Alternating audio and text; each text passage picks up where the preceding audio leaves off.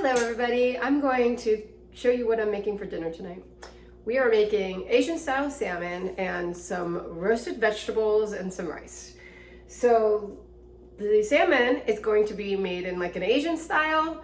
It's a play on teriyaki sauce. As we all know, there's lots of sugar in teriyaki sauce, so I make a healthier version and I want to show you guys how to do it. I'm going to marinate the salmon and then I'm going to pull it out of the marinade and I'm going to put it on the grill. So here's how we do it. You're going to buy a fillet of salmon from your local grocery store. This came from Harris Teeter. Got to make sure that it's wild caught. This was on sale, but the on sale price listed here was $16.99 a pound. This is 1.47 pounds. I'll show you how I cut it up. It should be at least 2 dinners worth for 2 people. Okay, so I have my throwawayable pan. I don't even throw them away though. I reuse them. I wash it a few times before it ends up going in the trash. Yeah, so you're gonna chop up some red onion and you're gonna put it in. And then you're gonna chop up some ginger and put it in. Now I'm gonna show you how to work with ginger. If you've never worked with ginger before, this is a root vegetable. So you're gonna cut off one of the fingers of the root.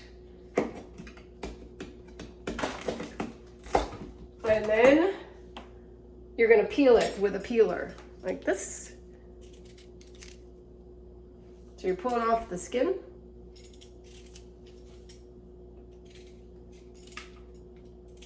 Okay, doesn't have to be perfect, but I'm trying to get off the most of the outer layer. And then you're gonna come along, and you're just gonna chop it into super small pieces as best you can. It's a rough cut kind of job. You gotta just sit there and dice it up. And you want them small because ginger's really strong. It is delicious and it's very good for your gut. And it's very good for digestion, but it's strong, so you don't want to get a big old hunk of it. There we go. So I've chopped it into pieces that look like that, and then I'm adding it to the pan. All right, then after you do that, you're gonna add some garlic, and how much you add into all of this is kind of not my strong suit of measuring. I'm Italian, and when we cook, we just start putting things in a pan or in the... We're not very scientific with our measurements, so I want to say it's about a tablespoon of diced up ginger and about a tablespoon of chopped garlic. Now sometimes I chop my own garlic and sometimes I use squeezable chopped garlic. Today we're using squeezable because it's been a long day. I'm tired. Okay, next is the liquid portion. You get a microwavable bowl and I'm gonna have you add about a tablespoon or 2 of honey. Maybe about 1.5. That's probably 1 tablespoon. And you're just gonna microwave it for 30 seconds or less, just to get it hot. And, excuse me, you're going to then add, that's probably long enough. Yep, that was 10 seconds and it's boiling. Okay, now you're going to add coconut liquid aminos, or you can also use tamari. Both of these are gluten-free, so soy sauces, but I like Dr. Bragg's organic coconut liquid aminos. All right, let's do this right. I would never get out a cup measure, but because I'm on video with you guys, let's just measure out what I normally would add. Okay, let's see. That's about a cup. See what that looks like. Okay, that's not enough. So let's get a little bit more of this I don't have any more coconut aminos, so I'm just gonna put in, now I'm gonna put in the tamari. So let's do another half a cup.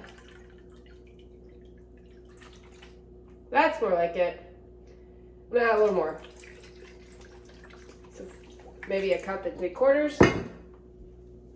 Now we're gonna add in some olive oil.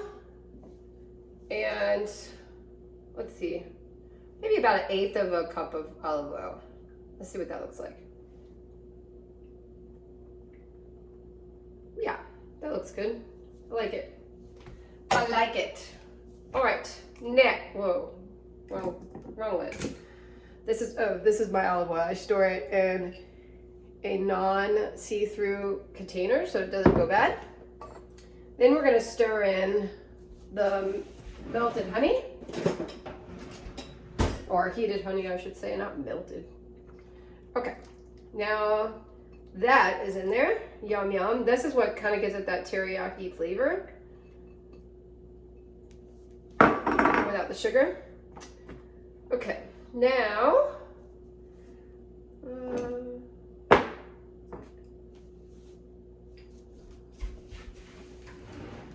be right back.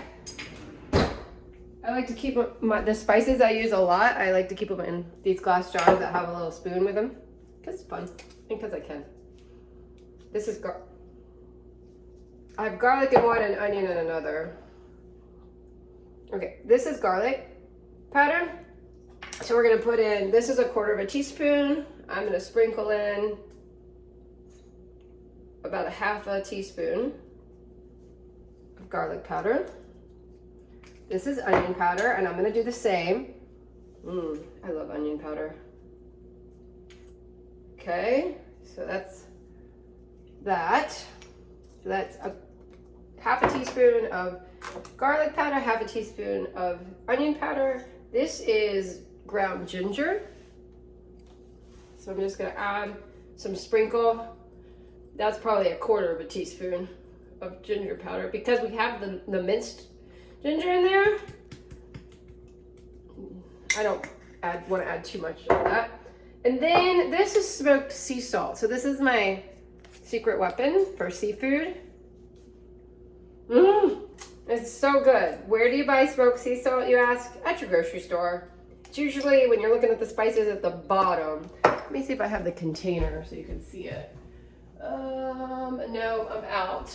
I can, if you guys want to know more about that, I can send you a link for that.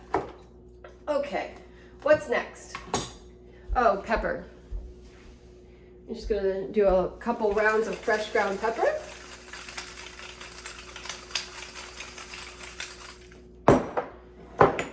There we go. Clean up as we go. And just stir it around. And now I'm gonna do the taste test because I can.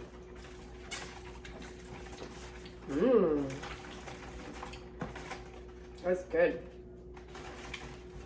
And I see if it needs anything. I think I could have backed off the honey a little bit. So I'm just gonna add a little bit more of this because I don't like things sweet, but I do like an Asian teriyaki, so I just don't want it too sweet. Perfect. Now, you're just gonna take your salmon.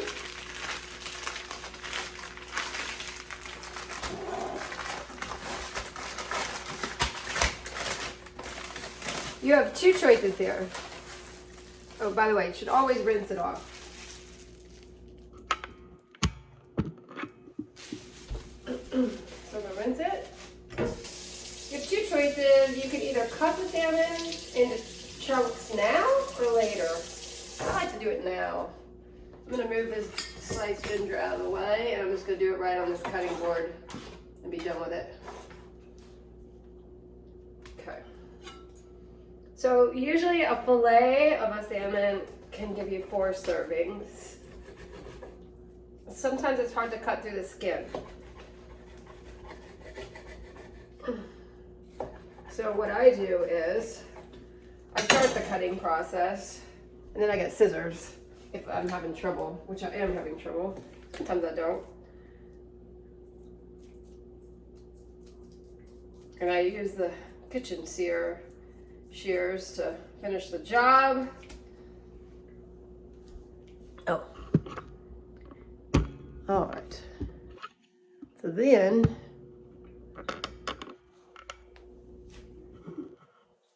you're just gonna put it face down, then turn it over, and then put it face down again. So you're kind of rubbing it in. Let's get this bad boy cut up. This looks like a really good piece of salmon. I wonder if it said what kind it is on there. Yeah, this is sockeye. Woo, yay. I like sockeye. You'll notice that different salmons have different flavors. But if you do not like fishy tasting seafood, salmon, you are really gonna like this marinade because it takes any fish taste right on out, in my opinion. Okay, we're gonna do the same for these pieces. So you're just kind of rubbing it, and then you're turning it over, rubbing it on the skin side, get the skin side rubbed down, and then there you go. So I'm gonna let this sit for 30 minutes to marinate. When you go to cook it on the grill, you will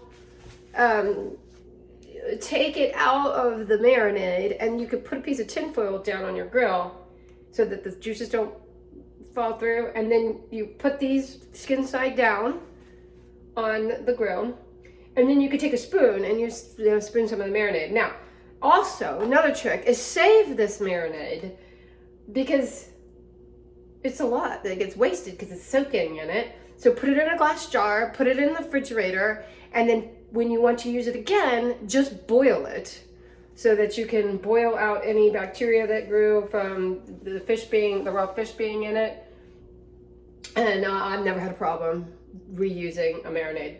A lot of times though, I'm kind of basting the fish on the grill, and I use up a lot of it kind of on that. All right, that's gonna sit. Now let's go over to our vegetables.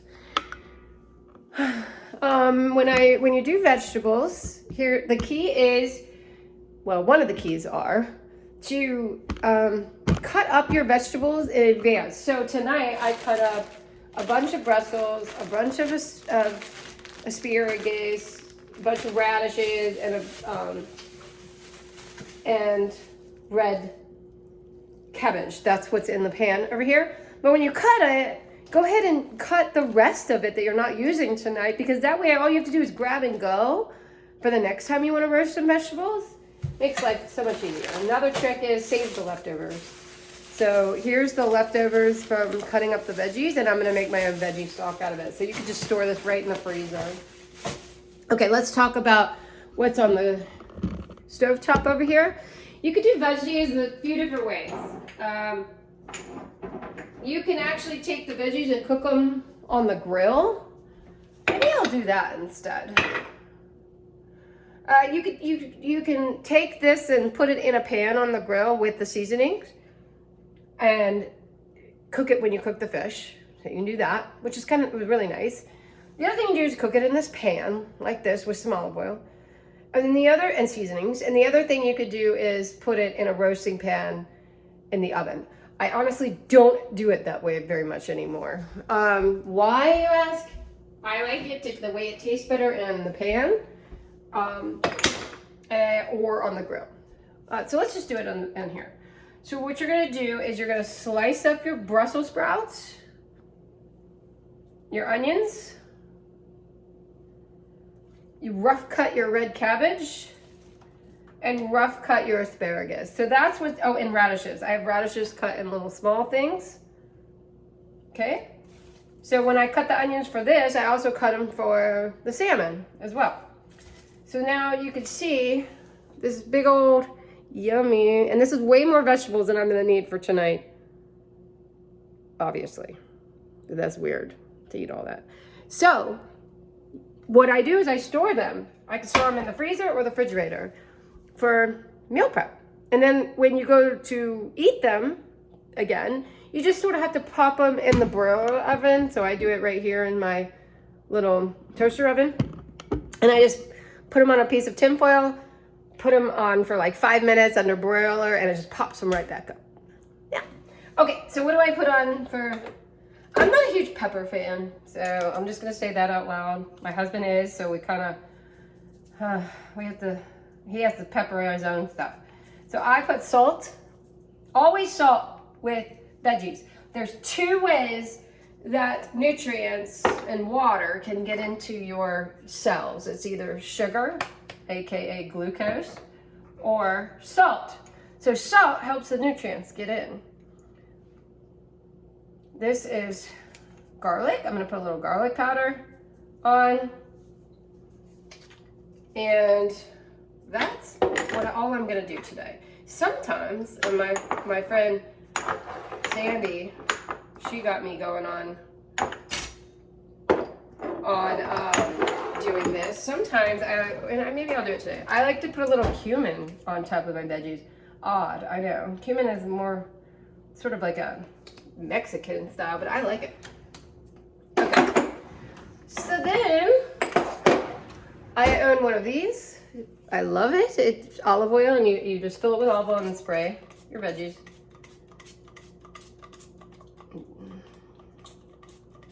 Okay. And because I don't like dirtying up lots of dishes, I'm gonna go rinse off my teriyaki spatula and use the same spatula. And you're just gonna turn it on high. Get it going, nice and hot. And you're gonna stir them. So you're gonna turn it on high when it gets hot. Then once that you kind of see them start to sizzle, you'll turn it down to 6. And you'll get them going and put a lid on it. And just come over here and stir it every once in a while until they're done. Until they're done to your liking. The other way to do it is, like I said, put them in a pan on the grill or a grill basket for vegetables. Put it on the grill and just stir it. So easy peasy. Yay. All right, so that's Sheri teriyaki sauce, salmon and veggies.